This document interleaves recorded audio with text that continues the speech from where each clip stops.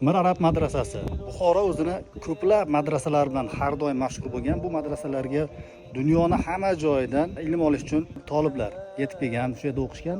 20-asrning boshlarida mana shu Buxoroda madrasalar soni 400 ga yetgan ekan. Buxorodagi birinchi madrasalar 1000 yildan oshiq tarixga ega. Yevropadagi universitetlar esa yaqinda 100 yilligini nishonlashdi. Madrasa 1930-36 yillarda Buxoro xoni Boydulloh xon hadya qilgan pullar hamda vaqf mulklar hisobidan Shayx Abdulloh Mir Arab tomonidan qurdirilgan. 1536-yil boshlarida esa Mir Arabiy vafot etadi va uni vasiyatiga binoan uni kuyovi Shayx Zakariyo qurilishni oxiriga yetkazib beradi.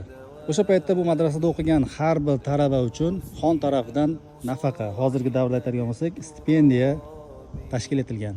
Madrasaga har yili 25 ta 30 ta talab qabul qilinadi. Bu yerga kirishga juda ham yaxshi ilm bo'lishi kerak, chunki bu yerda o'qimaydigan talablar, nomzodlar soni juda ham ko'p.